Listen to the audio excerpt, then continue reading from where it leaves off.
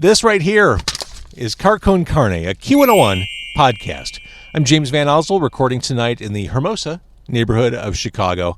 And Car Con Carne is presented by Alex Ross Art, alexrossart.com. Alex Ross, the comic book legend, the man whose work blew your mind on things like Kingdom Come and Marvels, the guy who continually delivers jaw-dropping, eye-catching covers across the industry. He's the best, and his artwork is available for you to own. Imagine owning a one-of-a-kind Alex Ross original. Go to alexrossart.com.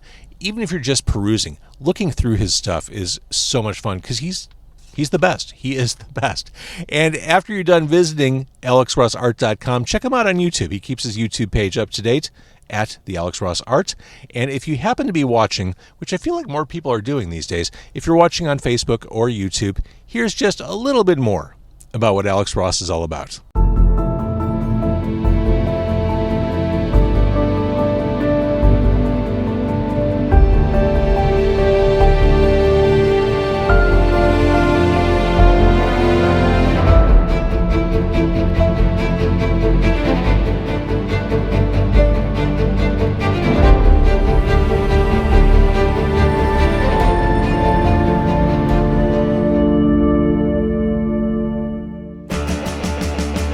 It's Car Con Carne. Let's meet in the car. It's Car Con Carne. And now here's the star of our show, James Van Osel.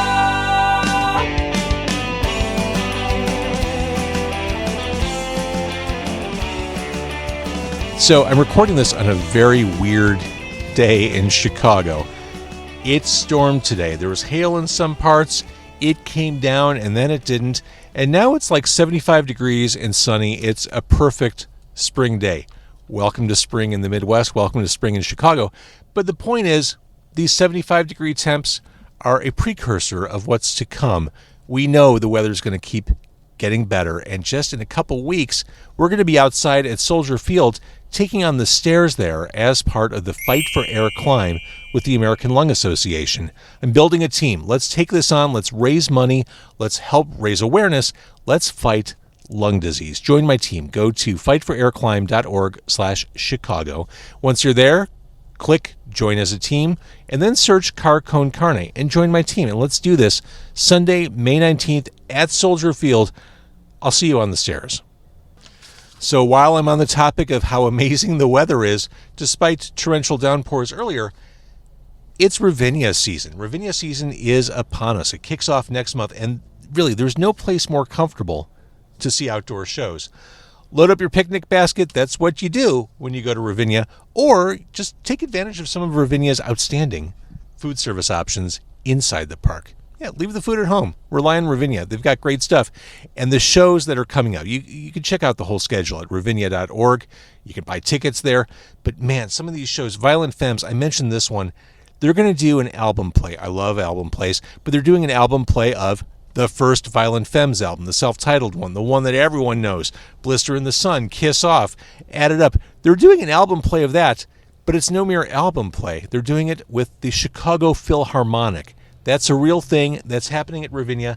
That's one of the shows. Again, get your tickets. Get details about the entire season. So much good stuff. Roger Daltrey. So much good stuff coming. Ravinia.org. What is a smart home? It's not a rhetorical question. I'll tell you. A smart home connects virtually all technology in your home. With an easy automation installed smart home system, you and your family can control nearly every device and system in the house in ways that are easy and fun to use. Transform your living space with cutting-edge home automation and experience seamless control over audio, video, lighting, climate, security, and more. Embrace the future of smart living. It's your home, your rules. Get a quote, hassle-free, no strings attached, easy-automation.net, or call my guy Dan, 630-730-3728, easy-automation.net. My guy Dan, a warm, friendly human voice who will tell you everything, 630-730-3728. It is impossible for you to ask one question without asking three others inside of it. No, and you hate when I ask an either-or question. And if I ask did you go to the bathroom or did you go down the street? He'll be like, wait, pardon. He'll be like, yes, no. That's how he answers just me. really short. Yes, I want you and Jason Bateman to have a conversation at some point. I feel like I've already lost control. Welcome to the party, pal. Yeah, I have already lost control. Don't eat yet. We haven't even talked about what we're eating yet. Look at this thing. I understand your excitement. I share your excitement, but I'm jacked. There are rules to this podcast, Jamie. There are rules. Oh, rules. Damn. This is Car Con Carne. I am on Armitage Avenue, just east of Costner. To my right, he is Jamie. To my immediate rear, that is Deb. The two of them together, they are Music Graphics, Chicago. They are Leo Graphics, Chicago. Choose one. They both work the same way. Yes. Sort of. Yes. We're going to talk about exactly what they do and why they're here. Now, to my right, if you're watching this on Facebook and YouTube, if you're looking to my right and in the back seat, oh my goodness, it's Ethan Lim, owner of Hermosa Restaurant, 4356 West Armitage, the much celebrated, the much honored, the fantastic restaurant, which is really on Costner, right? Yeah, we'll call it Costner. A restaurateur whose life experience informed his approach to creating menus and building his dining vision right here in Chicago. I want to talk about Hermosa. I want to talk about Leo Graphics. We have so much to get to. We have hot food from Hermosa, and it is disrespectful to not eat the hot food while it's hot. Jamie couldn't control himself. Like he's just like, fuck it, I'm going in. I am on this thing, man. Yeah, Deb, you talk about Jason Bateman or whatever the fuck. I'm eating this sandwich. Oh. Okay, so again, Hermosa Restaurant. Ethan Lim is here. Ethan, what are we eating? This is something that helped put you on the map. So our signature sandwich at the restaurant is the Cambodian fried chicken sandwich. Cambodian fried chicken sandwich. Yes. It's marinated in seasoning spices and accompanied by a salad that we normally would have as a kid. Normally the chicken is roasted, but I am a sucker for fried food. And we have a fried chicken sandwich that's marinated in a lemongrass grung paste that we use quite a bit in just about everything for Cambodian cuisine. Papaya salad that is turned into a pickle with all the fresh herbs that we use in Southeast Asian dishes. Thai basil heavily, cilantro, scallion, Vietnamese coriander, some lime segments, and mayo that we make in-house with roasted garlic confit. Is that what's in the containers here? Yes. To go with your fried chicken sandwich are some more fries with a garlic mayo. Yes. Oh. Dude. This is like Good night, everybody. This is like getting laid after prom. You know? I don't know. I didn't get laid after prom. I dropped out. So, Jamie, Wow. tell us your story. Well, yeah. It looks like I'm batting 1,000. Great reference, losers. dude. Yeah. But I understand. Squares. Right. I'm out of here. All right, check this out. I'm doing something dangerous here by holding the sandwich up to the camera. Yeah, you are. It's dripping. It smells so fresh, and without even tasting it yet, there's texture, thoughtfulness here. Yes. The crunch. I'm just looking at what's on here. I'm sure that besides the taste, there's a certain attention paid to how this feels as you eat it. Yeah. Texture is a huge component when it comes to a lot of Asian cuisines.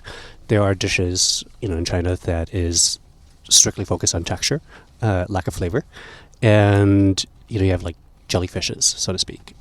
So for me, I was taught by a chef at one point to say that we are not wearing dentures yet. Do not make all my food to be of the same puree texture, so that biting into things, having some crunch, having some flavor, all your palates and little exciting palate points, sweet, spicy, salty, and package it between a bun. I think that kind of excites some of us. Now, before I bite in, I've never had this sandwich. I've heard plenty about it.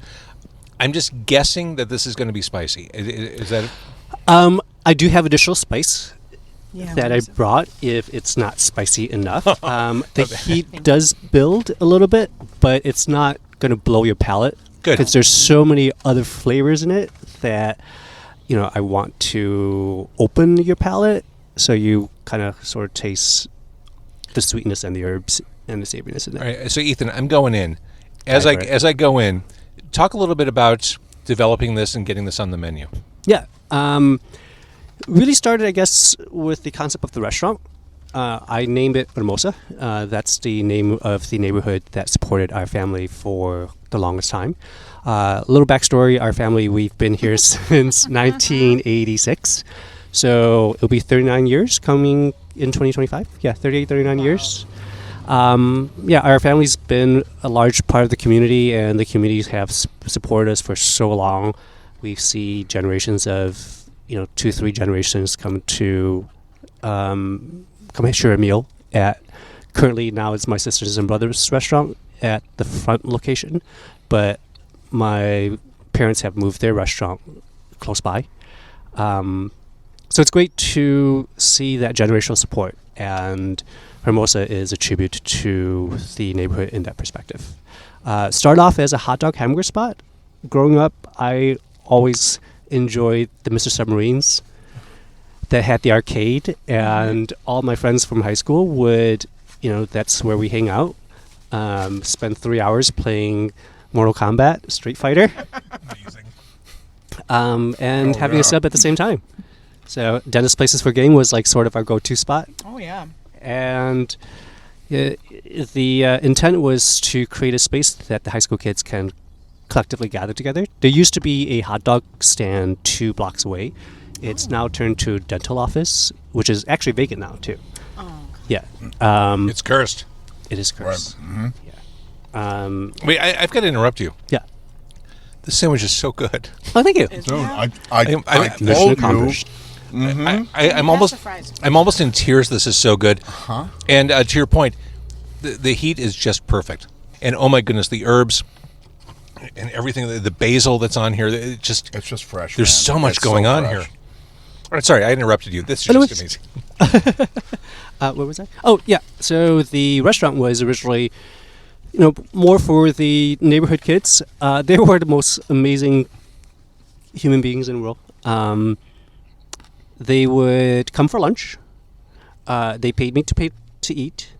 I fed them, and they cleaned up after themselves to a point that the spot was a lot cleaner when they arrived. So I was like, "This is your spot. Hang out." They would have catwalks and just sort of spend the afternoon, doing their thing. But when the world turned upside down, things sort of changed. But during the whole process, it was these inventive sandwiches that I quoted that I would model after the statement of can you sandwich it? So taking dishes, taking meals, and packaging it in a bun as if you were having some of the best meals with leftovers. And what you could do with the leftovers, like Thanksgiving. You would make a sandwich afterwards. Mm-hmm. The challenge with a sandwich like this is I want to tear through it. I want to just make all gone quickly, but I'm also enjoying every bite. And I realize as I'm eating this, I don't really savor the stuff I eat that often, maybe because I'm not eating great stuff, but I really want to, there's so much going on in each mouthful. I don't want this to end. So my brain is competing with itself. Like, must eat this. This is yummy. Also, oh my God, this is really wonderful. Take your time. It's all layers, man. Thank you. Yeah. So let's take a step back a little bit.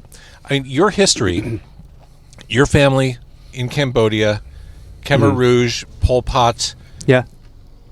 I mean, you were born in a refugee camp. Yes. I don't remember any of it. By the time my older siblings and my parents were born in Cambodia, so they went through the entire war. I was already born in a refugee camp, so the conflict, large part, it came to a close. And we moved here in '84, so my recollection of anything about the camp was non-existent. But that said, Is that why the comic display on your wall is a lot of 80s Marvel stuff? Yeah. That's the genre in terms of artistic direction of Marvel Saturday morning cartoons that I watched. I love that. That resonates and that connects with me. All right. Sorry, go ahead. Otherwise, and yeah, but parents were not shy to remind us of conflicts more so for a sense of humility, to recognize that, hey, we're in a good spot now. There's a responsibility for us to, just to make sure that other less privileged people are taken care of. So not being in the war, not having experienced any of that, but to emotionally connect to it on a personal level through parents, it just gives that sense of perspective that's a little different. When did you learn to cook like this? Mom and dad. It was all mom and dad. Yeah, they really developed the palate. They developed like this hardcore realization that cooking is act of love, and you have to put time into it, and you can't when we're making, for example, the lemongrass paste that is marinating the chicken sandwich. I remember growing up, and we would sit.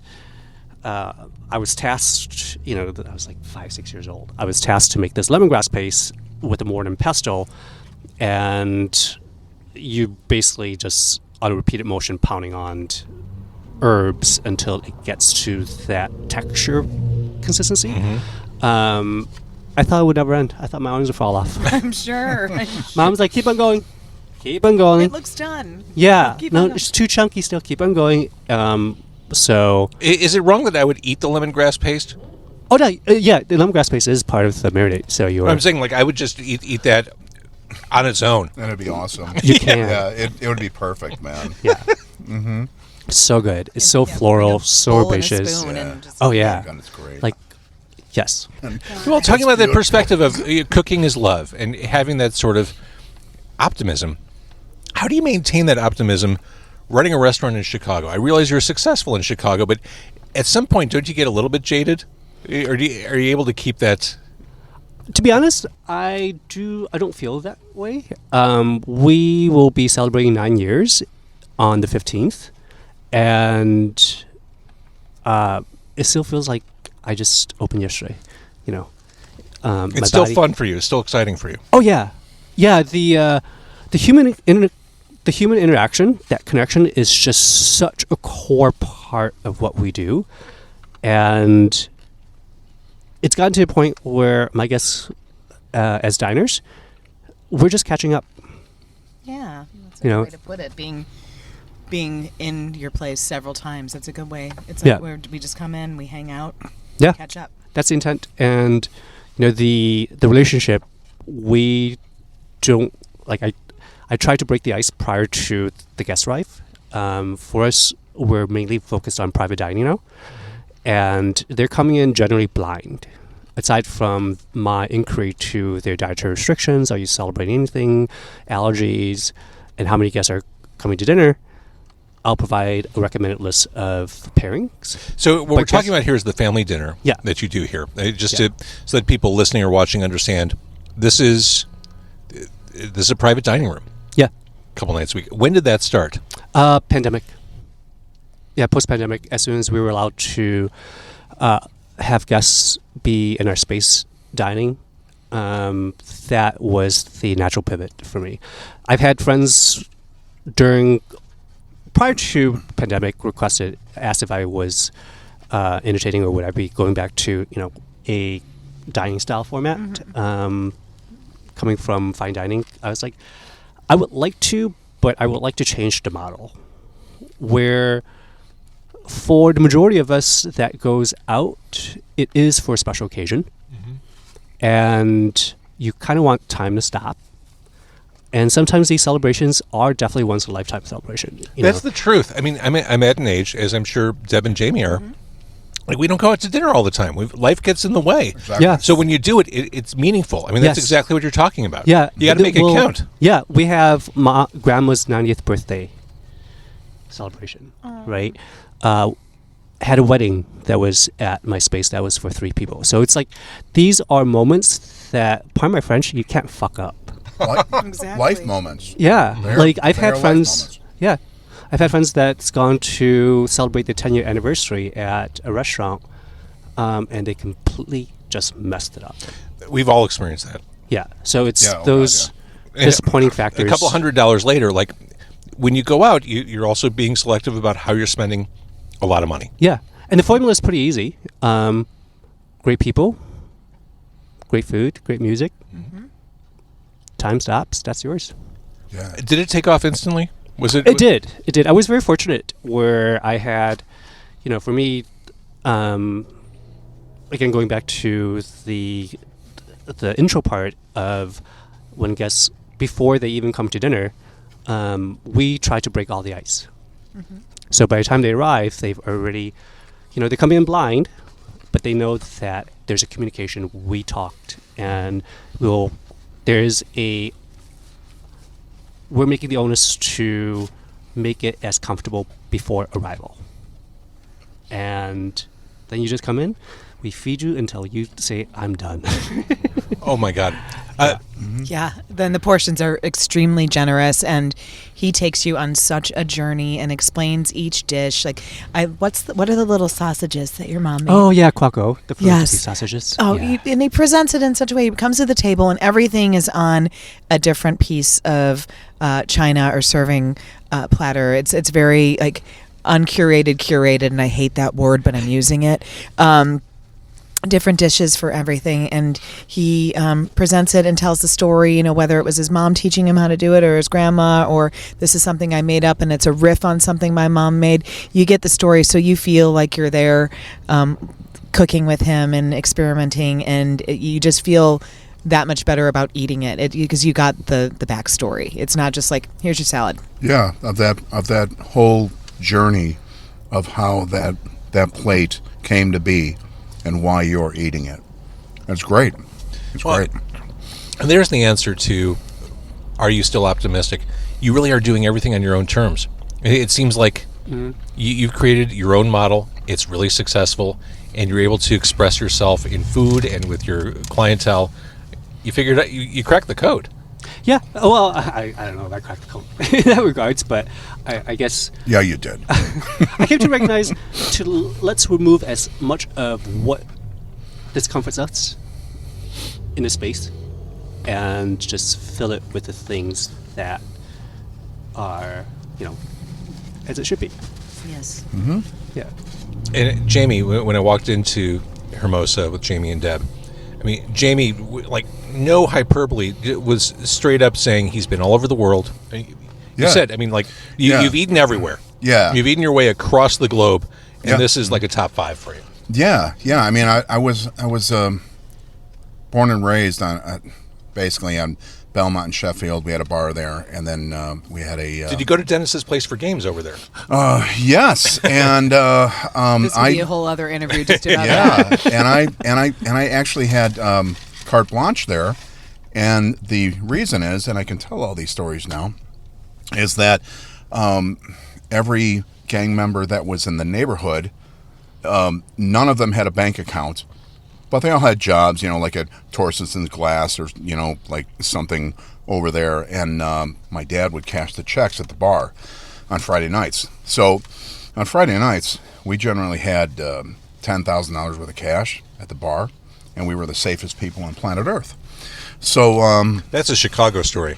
Yeah, totally. Uh-huh. So when I would walk into Dennis's, which was basically ran by the local gang, they would hand me a bag of tokens, and I would just play Star Wars, like nonstop. But so I find that story less heartwarming than the stories we heard from Ethan. But yeah, I know, right? Yeah, School of Hard Knocks. So yeah, we had awesome meals there. I'm a first generation American. My dad is from Italy, from Lucca. And so I've been there 5 times, and I've been to Monaco, and I've been to France, and I've been to a lot of places, and I've had some great meals. I've had some meals that are storybook meals, and I would put the family meal at Ethan's restaurant in the top 5 of anywhere that I've been on planet friggin' Earth. Thank you. It's that good. What's interesting is I realize, listening to you, Jamie, we're talking about 2 very similar but different stories. We're talking about first-generation Americans successful business owners. This is kind of what I understand or have understood to be the American dream. Like coming here, finding your way, and becoming successful on your own terms. Yeah. I mean, for me, it was the restaurant, and then it was marble setting. When I was, I started working with my dad when I was like 14 years old, and so we had the restaurant. But then there was a time that my dad got bored and went back to his roots. On top of having the restaurants, we opened up a marble and tile business, because when he was in Italy as a young man, he was a marble setter. And he got, some sort of a bug up his ass, and he said, I want to do that again. And, he had some friends, and we picked up some jobs. Like, we did all the terrazzo stairs in McCormick Place. And I worked in there for 6 months, and it was awesome. Because I can go there at any time and I can walk up those stairs, and I have, like, with my kid, and I can say, I did this, I built this. Yeah. Millions of people have stepped on this, and I will never work that hard ever again. But I'm fantastically happy that I did it. And yeah, it is that that immigrant way. They were here for a reason. They were here to make a life. My dad created his own opportunity. Right, came out of a war, just like Ethan's family did, and there was no other way except up. And you had to make it. That's it. And you had to bust your ass and move rocks, and that's it. So, Ethan, you strike me, just based on the Marvel comic stuff on your wall, you strike me as a comic book fan, someone who might go to C2E2. And if you are someone who goes to C2E2, I want you to think about Jamie's story as you walk through McCormick Place. Yeah, right. Fair enough. Because you're walking on my rocks, baby. That's right. Deb, the bar's been raised. Do you want to? I have nothing. My family is very interesting, but nothing like these two. I'll just say I love my parents. I love my sister. I love my family, and they've all worked very hard too. But they're all awesome. Nothing like this. I do want to kind of wrap up some thoughts about Hermosa real quick. Lunch is Thursday, Friday, Saturday. Thursday, Friday, Saturday for now. Now. Yeah, we're constantly evolving in terms of how we can cater to guests differently. So there's pop-ups and there's invitation to do things through the summer, and yeah, Thursday, Friday, Saturday. And you can pre-order. Yep, pre-order cutoff is 10 o'clock the day before, 10 a.m. the day before, and just right through our website at hermosarestaurant.com. And folks, if you're listening or watching, do this. I'm going to be singing songs about that. I don't even sing. I'm going to sing songs about that sandwich. I'm going to call up absolute strangers. I'm just going to butt dial my way through North America, letting people know about what I just experienced. All right, so Hermosa Restaurant, again, the address is on Armitage, 4356. Ethan Lim providing the food. We haven't even really dug into the fries with any great seriousness. We need to do that because... but I also want to talk about Leo Graphics, music graphics in Chicago. I'm in. A lot of what I do on this podcast on Car Con Carne ties back to music. I have a lot of music guests, music adjacent guests. You are both in a band, Jamie and Deb. You're in 13 Monsters, former guest on Car Con Carne. But also your business is music adjacent. Yes. For those who don't know what you do, which is probably the majority, what do you do?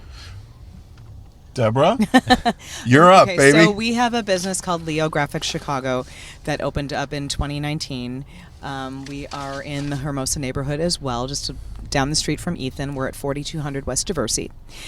We are a large format digital print shop, but we're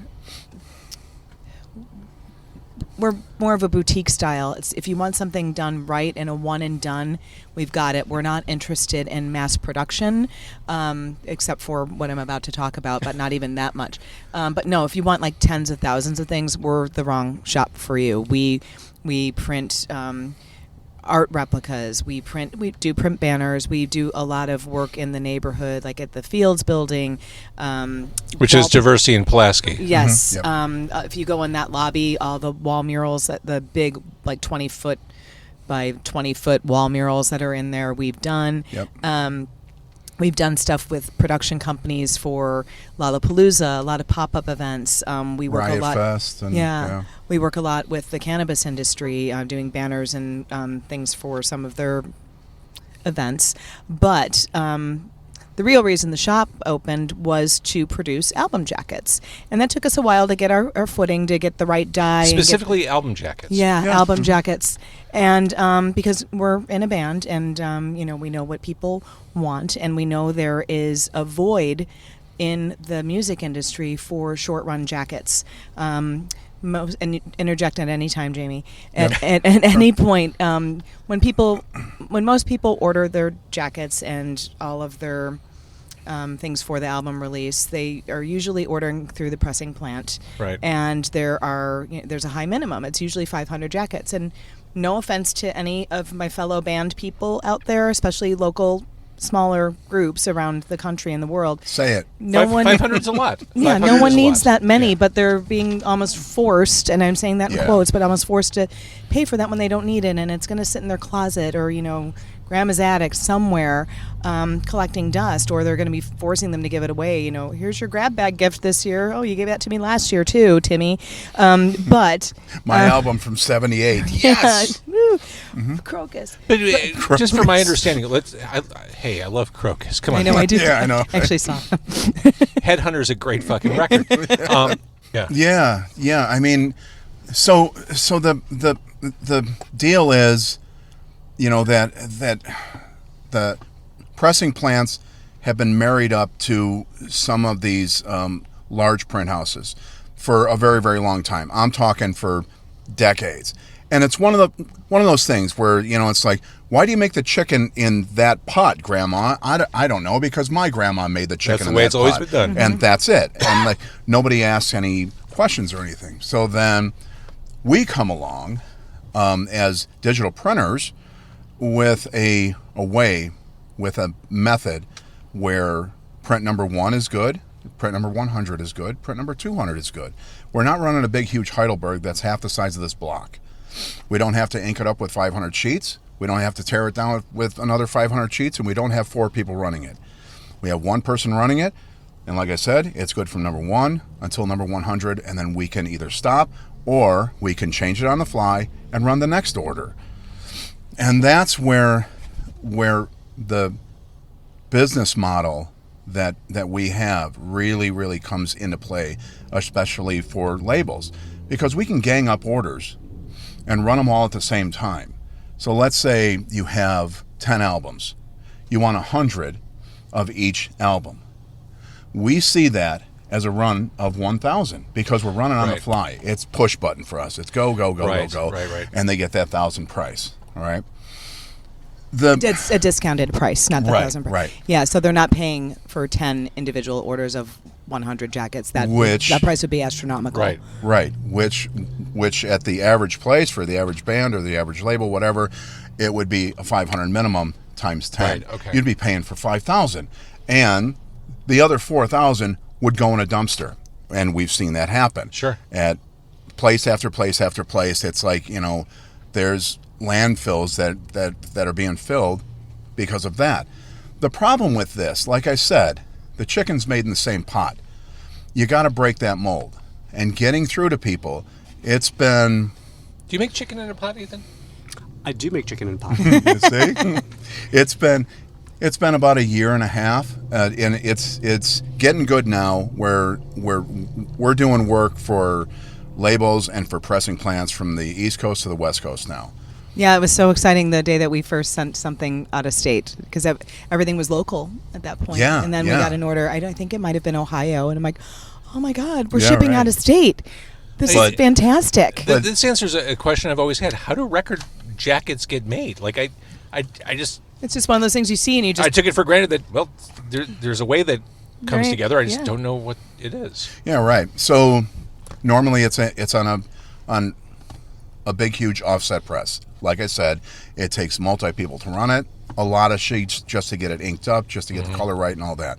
We run everything high-speed digital, so we just hit a button. It's absolute. The color's perfect. The sheet is perfect. Everything just flies, and it's great. It's fast. We only run album jackets twice a month for 2 days. That's it. Generally about the 15th of the month and about the 30th of the month. We gang up everybody's orders. We run them all at the same time. Everything. It's that fast. It's that clean.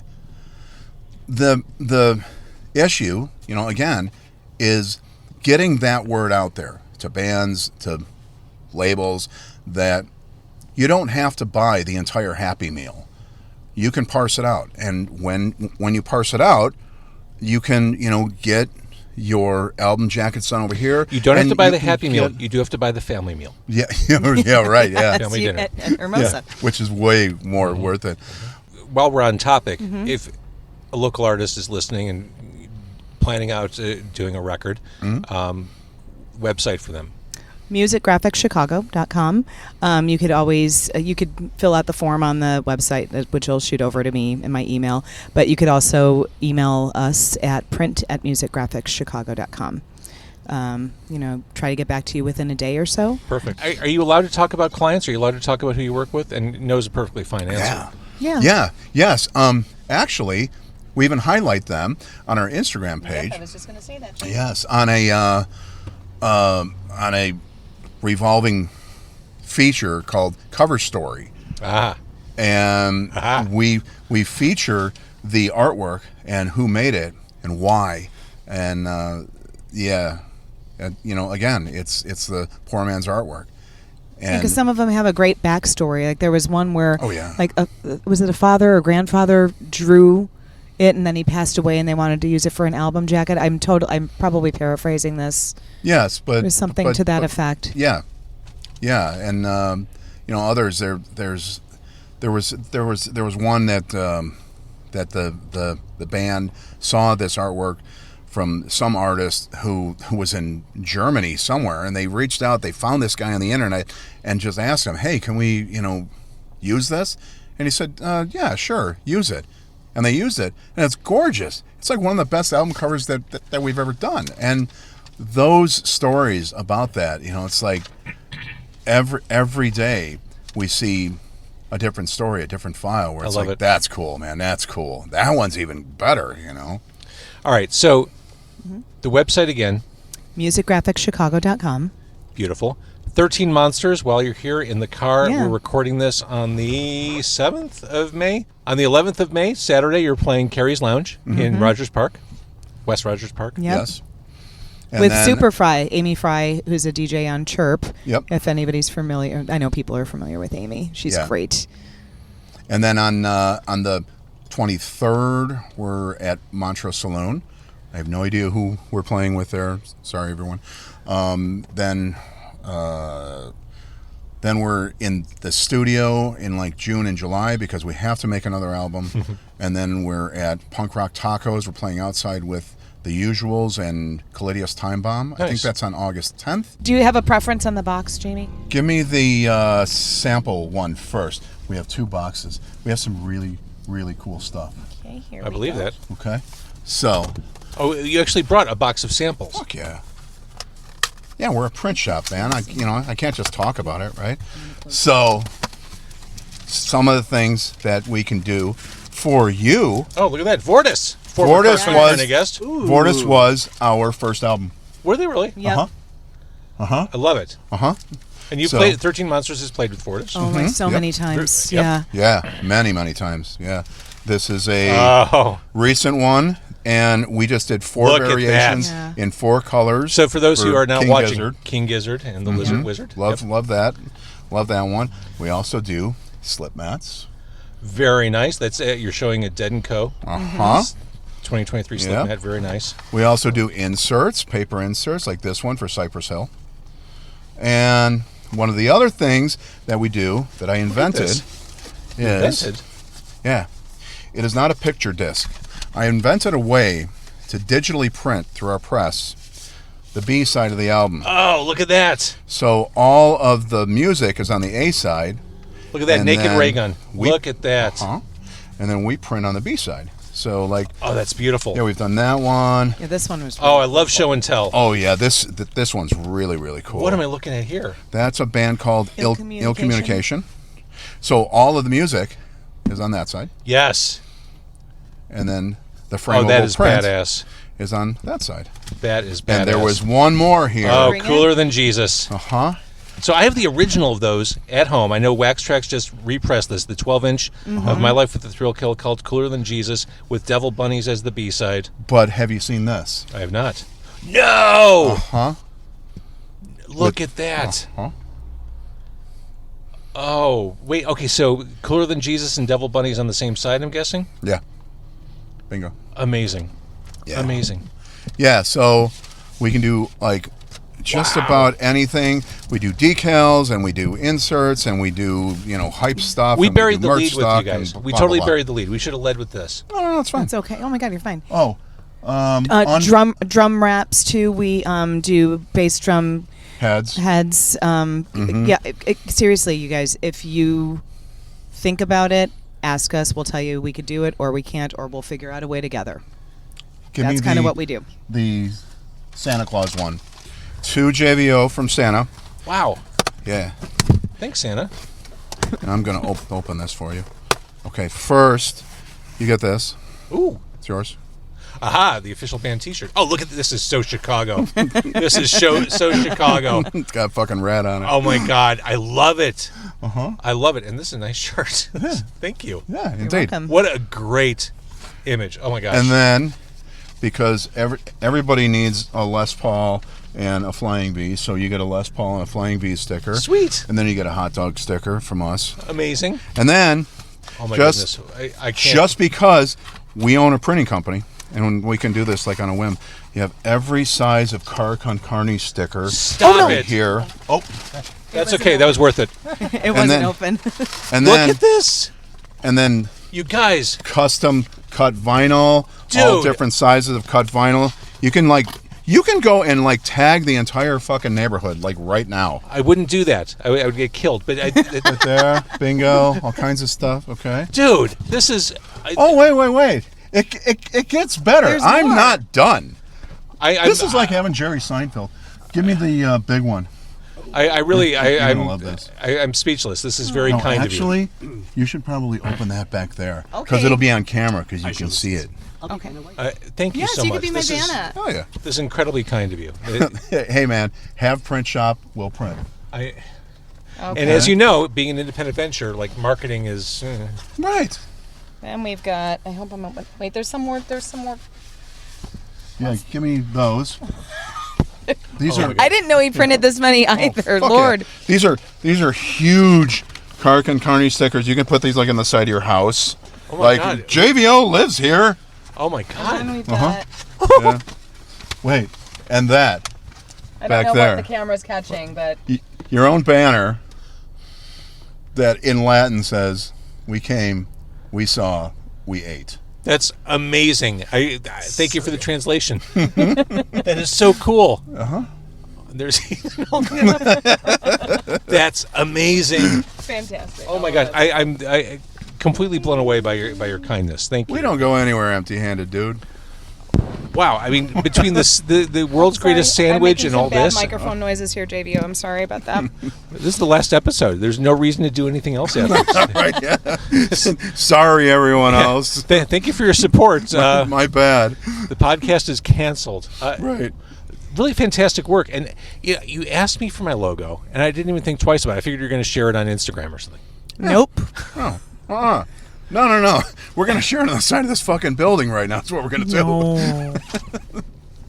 We're not going to do that. I mean, I would have been fine with this T-shirt. I mean, honestly, this is really fucking cool. But wow, thank you. Ethan, what do you? I realize we've been talking about Leo Graphics this whole time. I don't want to cast you out of the conversation here. No, not at all.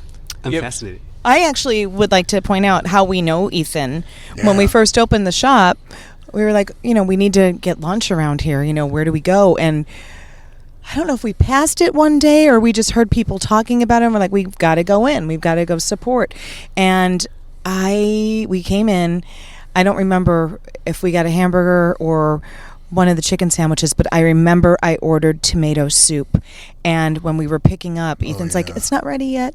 And he goes back into the kitchen and he has this little mini pot where he's making The soup, it was individual to order. It wasn't a big cauldron that was been sitting Fresh there all day. tomato soup. So everything is fresh to order, and we just struck up conversation with one another, and we hit it off so well, and we kept coming back. And then once the pandemic hit, he needed some signage, with the now open, everything's cool, come get your food, and we helped him with that, and we've been coming and supporting ever since, and wouldn't give it up for the world. I'm glad to know you. Thank you. It's life is all about keeping that relationship going, and the storybook of your life and everyone that's a part of it, and makes it a lot more interesting. You got to take care of each other. Yep. Oh yeah.